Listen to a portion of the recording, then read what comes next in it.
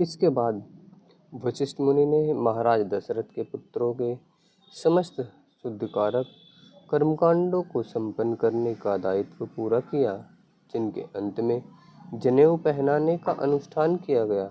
वशिष्ठ मुनि के समक्ष मार्गदर्शन में ये चारों बालक वेदों के ज्ञाता बने, महान योद्धा बने और साथ ही समस्त देवीय गुणों के भंडार भी बन गए। अपने जन्म के समय से ही राम अपने अन्य भाइयों की तुलना में सभी प्रकार से सर्वश्रेष्ठ थे और इसी कारण वह स्वाभाविक रूप से अपने पिता के सबसे प्रिय पुत्र बन गए थे। बचपन से ही लक्ष्मण को अपने बड़े भाई राम से अत्यधिक लगाव था और राम भी लक्ष्मण से उतना ही स्नेह करते थे। सच तो यह है कि लक्ष्मण के बिना राम न तो भोजन करते थे और न ही सोने जाते थे। राम यदि वन में शिकार करने जाते तो लक्ष्मण बिना किसी चूक के उनके साथ जाया करते। इसी प्रकार भरत और शत्रुघ्न भी एक दूसरे से अत्यंत स्नेह करते थे और उनको अलग अलग करना संभव नहीं था।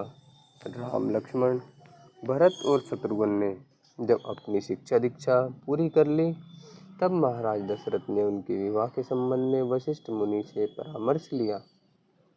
एक दिन जब इसी संबंध में चर्चा चल रही थी, तो उसी समय अत्यंत शक्तिशाली ब्रह्मर्षि विश्वामित्र अयोध्या पहुँचे और राजमहल के अंदर चले आए। ब्रह्मर्षि का स्वागत करने के लिए महाराज दशरथ और वशिष्ठ मुनि तत्काल अपने आसनों से उठ खड़े हुए। महाराज दशरथ ने यथोचित सम्मान देकर अपने अतिथि की वंदना की। इसके बाद वह विश्वामित्र को राजदरबार में लेकर गए और उन्हें एक बहुमूल्य आसन पर बिठाया। इसके बाद राजा ने अत्यंत विनम्रतापूर्वक उनसे कहा, हे मुनिश्रेष्ठ, मुझे आशा है कि जन्म और मृत्यु के निरंतर चलने वाले चक्र पर विजय पाने के आपके प्रयास सफलतापूर्वक संचालित हो रहे हैं। आपका यहाँ आना उसी प्रकार है जैसे कि किसी व्यक्ति को अमृत का प्याला मिल जाए, जैसे कि लंबे समय तक सूखा रहने के बाद मूसलाधार बारिश हो जाए, जैसे कि किसी निसंतान को पुत्र रत्न मिल जाए, या फिर किसी व्यक्ति को उसका खोया हुआ वह खजाना मिल जाए जिसे पाने की वह आशा त्याग चुका हो। विश्वामित्र द्वारा कुशल क्षेम पूछने जाने पर महाराज दशरथ आदर सहित बोले, हे मुनिश्रेष्ठ, आपका यहाँ आना मेरा सौभाग्य है। आपकी उपस्थिति से मेरा सम्मान बढ़ा है। कृपया करके बताएं कि मुझसे आपकी क्या अपेक्षा है, ताकि मैं आपके यहाँ पधारने के उद्देश्य को पूरा करने का सौभाग्य पा सकूं। राजा के इस स्वागत से विश्वामित्र अत्यंत प्रसन्न हुए। वह बोले, मैं एक महान यज्ञ कर रहा था, परंतु इससे पहले कि यह यज्ञ पूरा हो पाता, मारीच और सुबाहु नामक दो दुष्ट राक्षसों ने इस यज्ञ को भंग कर दिया। मैंने यज्ञ पूरा करने के समस्त संभव प्रयास किए, परंतु उन राक्षसों ने हर बार यज्ञ वेदी पर मांस और रक्त गिराकर यज्ञ क्षेत्र को दूषित कर दिया और इस प्रकार मेरे सारे प्रयासों को निष्फल कर दिया।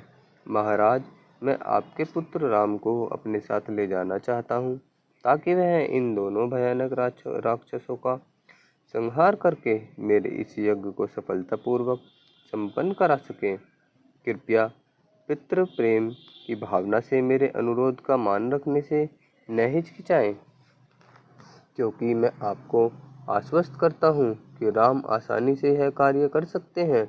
आपकी इस उदारता के बदले मैं आपको ढेरों आशीष दूंगा, इसलिए कृपया मुझे राम को मात्र 10 दिन के लिए अपने साथ ले जाने दें। आप निश्चिंत रहें, वह सकुशल वापस आ जाएंगे। विश्वामित्र के शब्दों से महाराज दशरथ को ऐसा सदमा पहुंचा कि उनका पूरा शरीर थरथर कांपने लगा। ब्रह्मर्षि की बात पूरी होते ही महाराज दशरथ सिंहासन पर बैठे बैठे ही मूर्छित हो गए। शीघ्र ही उनकी चेतना लौट आई, परंतु जैसे ही उनके मन में एक बार फिर से राम को खो देने का विचार आया, वह फिर मूर्छित हो गए और जमीन पर गिर पड़े। इस बार उन्हें पूरी तरह से होश में आने में लगभग 1 घंटा लगा। जब महाराज दशरथ ने विश्वामित्र को अपने सामने बैठे हुए देखा, तो वह गिड़गिड़ाते हुए बोले, हे मुनि श्रेष्ठ, आप सभी का कुशल मंगल करते हैं। मेरा प्रिय राम मात्र 16 वर्ष का है और उसने अब तक अपना सैन्य प्रशिक्षण भी पूरा नहीं किया है। वह अब तक किसी युद्ध क्षेत्र में भी नहीं गया है। कृपया कर मेरे अनुभवहीन पुत्र को न ले जाएं। उसके बदले उन दोनों राक्षसों का संहार करने के लिए आप मुझे मेरी विशाल सेना के साथ ले चलिए, या फिर यदि आपका आग्रह राम को ही साथ ले जाना का है तो मुझे और मेरी सेना को भी अपने साथ ले चलने दें, ताकि हम वहाँ राम के साथ मिलकर युद्ध कर सकें। हे विश्वामित्र जी, मैं वृद्ध हो गया हूँ और राम के बिना मेरे प्राण नहीं रहेंगे। कृपया करके आप मुझे इन दोनों राक्षसों के बारे में बताएं। मुझे उनकी शक्ति के बारे में कुछ संकेत दें। विश्वामित्र बोले, इन समस्त राक्षसों का राजा रावण है और वह समस्त संसार पर अत्याचार कर रहा है। जब वह स्वयं व्यक्तिगत रूप से किसी यज्ञ में बाधा नहीं डालता है तो वह इन दो शक्तिशाली राक्षसों मारीच और सुबाहु को यह पाप कार्य करने का दायित्व सौंप दिया करता है। रावण का नाम सुनते ही महाराज दशरथ और अधिक भयभीत हो उठे और चित्कार कर उठे। रावण से युद्ध करना किसी भी व्यक्ति के सामर्थ्य में नहीं है। यहाँ तक कि उन अन्य दो राक्षसों का वध करना भी मेरे या मेरे पुत्र के लिए संभव नहीं है। हे ऋषिवर, मैं आपका अनुरोध पूरा नहीं कर सकता, यहाँ तक कि अपने पुत्र को आपके साथ भेजने की बात तक सोचने मेरी सहन शक्ति के बाहर है। पुत्र वियोग के दुख से उन्मत्त हो गए महाराज दशरथ इसी तरह उलझुल ढंग से बोलते रहे और उन्होंने विश्वामित्र का अनुरोध पूरा करने से मना कर दिया। इसे ऋषि ने अपना अपमान समझा। विश्वामित्र के क्रोध की ज्वाला भड़क उठी और वह क्रुद्ध होकर बोले, अरे मूर्ख राजा, तुम्हारी यह धृष्टता कि तुम्हारे संपूर्ण वंश के विनाश का कारण बनेगी। तुमने मेरे उद्देश्य को पूर्ण करने में सहयोग देने का वचन दिया था और अब तुम अपने वचन से पीछे हट रहे हो। राघव वंश में एक ब्राह्मण के साथ इस प्रकार का व्यवहार आज से पहले कभी नहीं हुआ। अतः मैं इसी समय इस अधम स्थान को छोड़कर जाता हूँ। क्रोध से थरथर कांपते विश्वामित्र को देख संपूर्ण पृथ्वी इस प्रकार कांपने लगी कि स्वर्ग के देवतागण भी भयभीत हो उठे। वशिष्ठ मुनि तत्काल महाराज दशरथ के पास गए और बोले, हे राजन, इस समय ऐसा अनुचित कार्य करके इससे पहले अर्जित किए हुए अपने सारे पुण्यों को नष्ट न करें। आपने पवित्र वचन दिया है, इसलिए आपको अपना पुत्र विश्वामित्र जी को देकर अपने वचन को अवश्य पूरा करना चाहिए। विश्वामित्र जी पहले एक राजा थे और उन्हें भगवान शिव से ऐसे दिव्य अस्त्र शस्त्र प्राप्त हुए थे जो दक्ष की पुत्रियों जया और सुप्रभा से शिव को मिले थे। विश्वामित्र निश्चित ही ये अस्त्र राम को देंगे और साथ ही राक्षसों का संहार करने के लिए आवश्यक शक्तियाँ भी देंगे। सच तो यह है कि ऋषि विश्वामित्र स्वयं ही बड़ी आसानी से मारीच और सुबाहु का वध कर सकते हैं, परंतु वह आपसे सहायता मांग रहे हैं ताकि आपके पुत्र का यश बढ़े। अपने गुरु के इन शब्दों को सुनकर महाराज दशरथ का भय दूर हो गया और उन्होंने पुनः अपना मानसिक संतुलन और शांति प्राप्त कर ली। महाराज खुशी खुशी अपने पुत्र को विश्वामित्र के साथ भेजने को तैयार हो गए और इससे ऋषि को भी संतोष हुआ।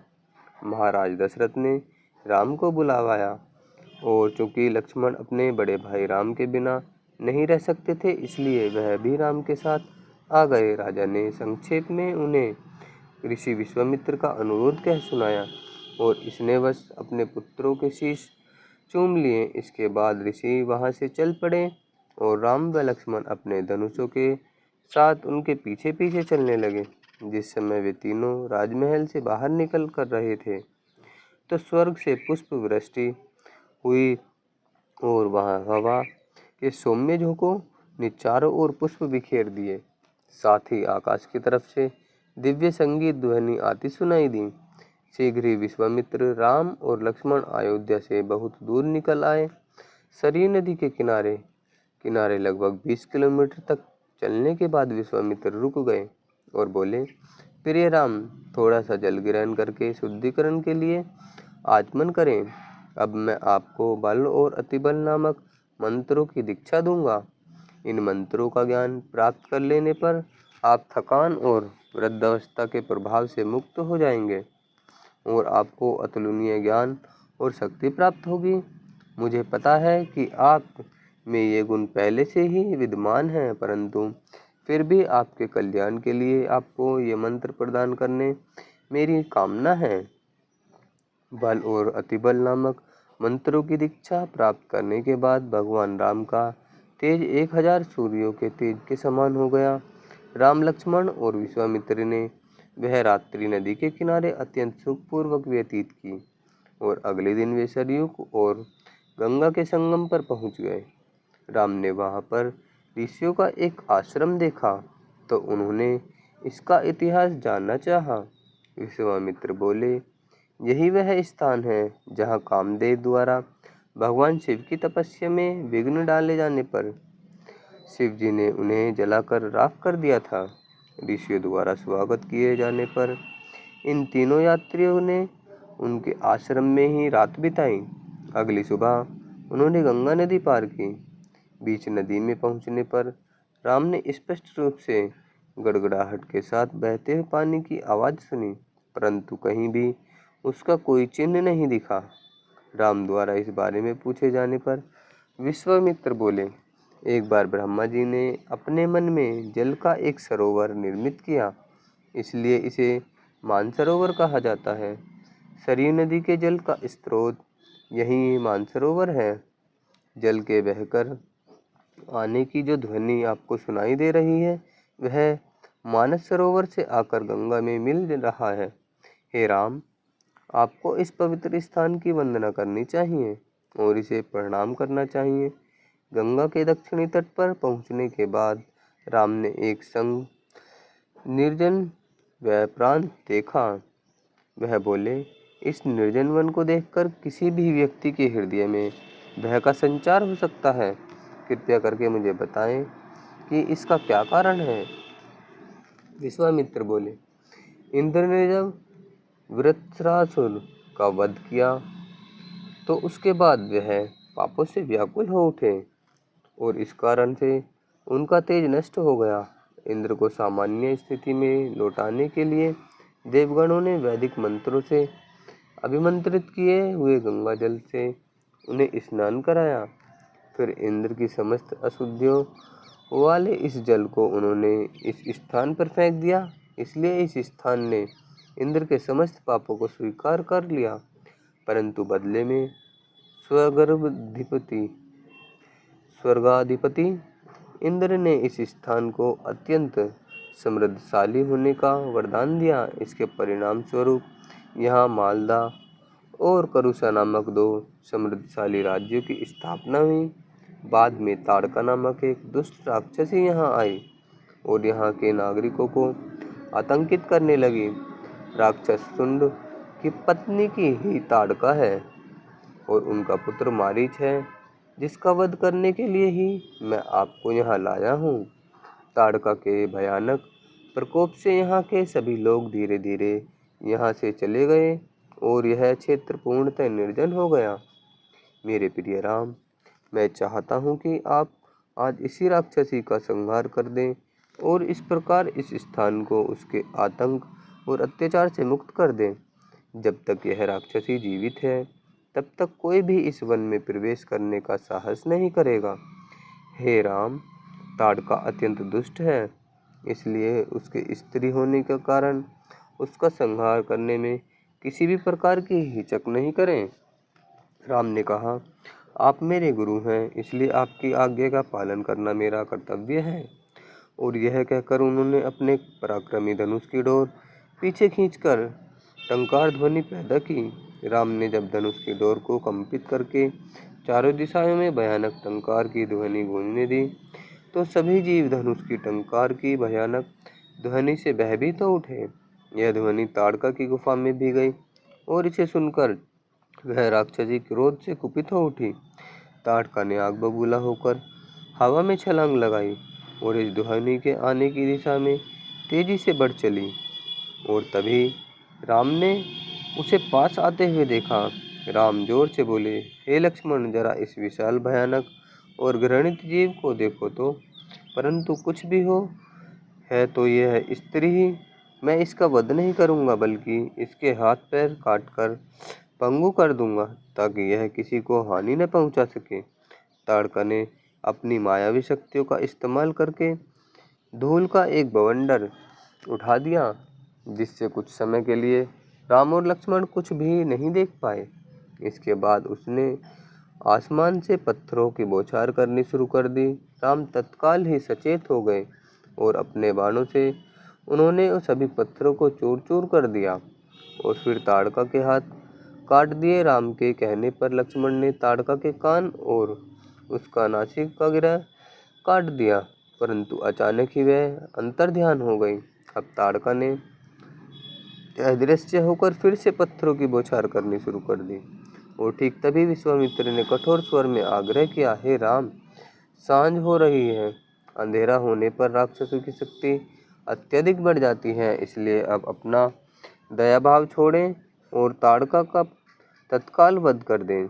यह सुनकर राम ने बाणों की बारिश कर दी, परंतु तभी अचानक ताड़का दिखने लगी और वह राम की तरफ अत्यंत क्रोध से दौड़कर आने लगी। परंतु राम ने विचलित हुए बिना अपने तरकस से एक विशेष शक्ति वाला बाण निकाला और राम अपनी तरफ आती राक्षसी की ओर इसे चला दिया। जगमगाते हुए इस बाण ने ताड़का के हृदय को आर पार भेद दिया और दर्द से बिलखती बिलाती हुई राक्षसी भयानक गर्जना के साथ धरती पर गिरी और उसके प्राण पखेरु उड़ गए। इसी समय इंद्र की अगुवाई में देवतागण एक एकांत स्थान पर विश्वामित्र से भेंट करने आए। वे बोले, श्री राम को हमारी ओर से एक अत्यंत महत्वपूर्ण कार्य करना है, इसलिए आप बिना समय गंवाए दिव्य अस्त्रों का अपना समस्त ज्ञान उन्हें प्रदान करें। यह कहकर देवतागण तत्काल ही दृष्टि से ओझल हो गए। विश्वामित्र, राम और लक्ष्मण ने वह रात वहीं पर शांति से बिताई। अगली सुबह विश्वामित्र ने राम को दिव्य अस्त्रों से संबंधित अपना समस्त ज्ञान दे दिया। राम ने जब दिव्य अस्त्रों को जागृत करने वाले मंत्रों की दीक्षा प्राप्त कर ली, तो ये दिव्य अस्त्र मानव रूप में उनके सामने प्रकट हो गए। वे बोले, भगवान राम, कृपया करके हमें आदेश दें कि हम आपकी क्या सेवा कर सकते हैं। भगवान राम बोले, मेरा अनुरोध है कि जिस समय मैं आपका आह्वान करूं, उस समय आप मेरे सामने प्रकट हो जाएं।